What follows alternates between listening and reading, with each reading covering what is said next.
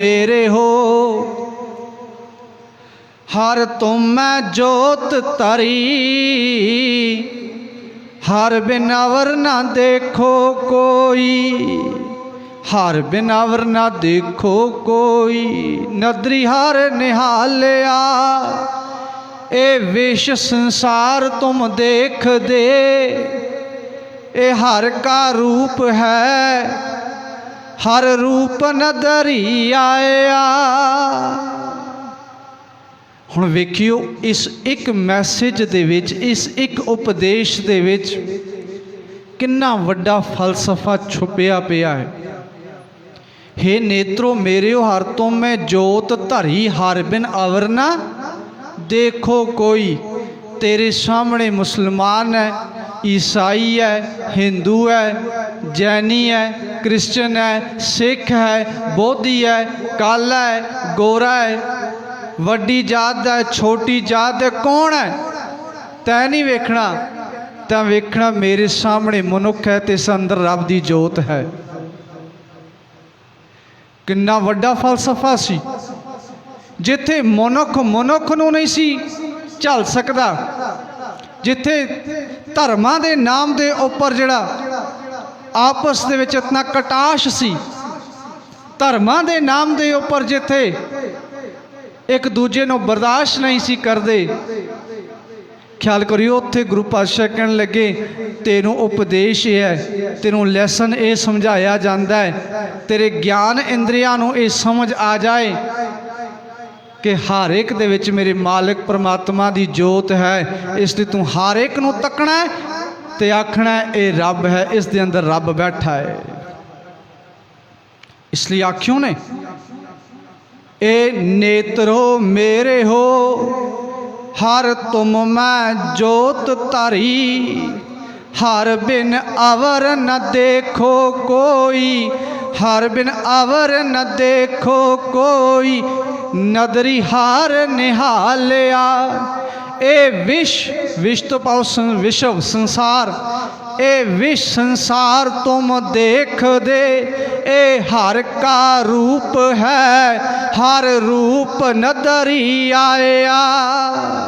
अज की वेखदा है, आखिया मेरे धार्मिक स्थान दे सामने किसी ने खरबूजियां दी रेहड़ी लाई, पर ये जिन्हें रेहड़ी लाई है मेरे धर्म दा नहीं, तो मेरे धर्म के स्थान के सामने क्यों इसने खरबूजियां दी रेहड़ी लाई। उसनू कुटिया मारिया गरीब नू ते जा करके ओदी खरबूजियां दी रेहड़ी भी तोड़ दी, भन दी, नुकसान कर दिता। क्यों भला? क्योंकि आखिया कि ये तो मेरे धर्म का ही नहीं, तो फिर मेरे धार्मिक स्थान के सामने रोड ते ही भावें सड़क ते ही भावें ये कौन होंदा है जिहड़ा खरबूजियां दी रेहड़ी लावे। मैं इसनूं वेखना पसंद नहीं करता।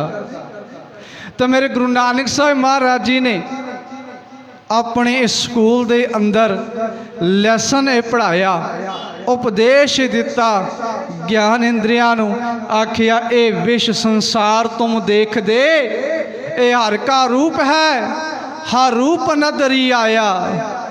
तेरे लिए कोई ओपरा नहीं, सारे रब दे ने। अवले अल्लाह नूर पाया कुदरत के सब बंदे, एक नूर ते सब जग उपजिया कौन भले को मंदे। कितना वड्डा मैसेज है, कितनी वड्डी फिलॉसफी है, कितना वड्डा विशाल उस मेरे मालिक अकाल पुरख वाहिगुरू जी के बोलों में दिता होया ये सच रूपी उपदेश है, जिस राही सिक्खी दे वेड़े विच कदम रखन वाला, सिक्खी दे स्कूल दे विच कदम रख करके पढ़ाई करन वाले दे निगाह दे विच कोई किसी प्रकार का कोई ओपरा नहीं होंदा, सारे भाई ते सारे बराबर होंदे ने। इसलिए बख्शिश पिया कीती ना ज्ञान इंद्रियां नूं, ये विश संसार तुम देख दे, ये हर का रूप है। इसी प्रकार ए सरवणो मेरेओ सच है सुनना नौ पठाए, सच है सुनना नो पठाए शरीर लाए, सुनो सत बाणी जित सुनी मन तन हरिया होया।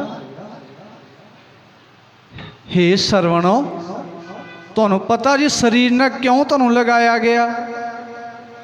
ताकि तुसीं सत रूपी बाणी सुन सको, सच स्वीकार कर सको, सच नू सुन करके हिरदे तक पहुँचा सको, ते सच रूपी विचार नू हिरदे च वसा करके परपक्ता विच ले आओ कि मनुखी मन जिहड़ा वो सच वेखण सुनन दी समशक्ता विच आ जाए। कितना खूबसूरत है कि ज्ञान इंद्रियां नूं संबोधन हो करके गुरु ने अपने स्कूल के अंदर समझाउणा चाहया। इसलिए तो यह धर्मशाल पैदा की गुरु नानक साहिब महाराज जी ने। इसलिए कहन लगे मैं बद्धी सच धर्मशाल है, गुरसिखा लहंदा भाल के। ये धर्मशाल जिहड़ी बद्धी गुरु नानक साहिब महाराज जी ने ते बन करके इस अंदर जिहड़े विद्यार्थी बैठे, जिन्हां अंदर चाव पैदा होया गुरु पातशाह महाराज जी की बाणी दे सच रूपी बोलां नूं सुन के, उस चाव दे विच उन्होंने अपने जीवन नूं बड़ा खूबसूरत बनाउण दे लई, बड़ा सुंदर बनाउण दे लई गुरु उपदेश दे अगे नकमस्तक होए। ते गुरु ने भी आखिया सी कि स्कूल दे अंदर तन मन धन सब सौंप गुर को, हुक्म मनिया पाइया।